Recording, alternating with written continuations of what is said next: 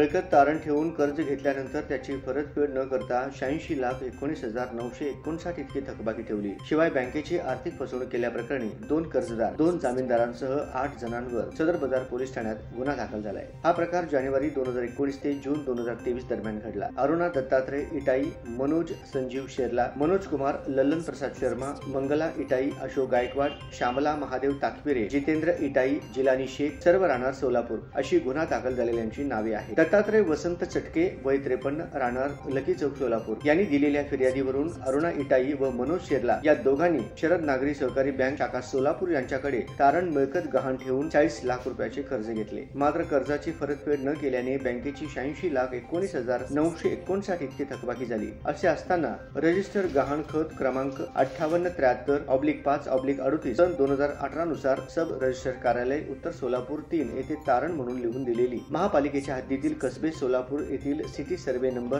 113/3 पैकी क्षेत्र 1 hectare R ही मिळकत कर्जदार व जामीनदारांनी संगनमताने जून 2023 पर्यंत बँकेची आर्थिक फसवणूक केली असे फिर्यादीमध्ये नमूद केले आहे।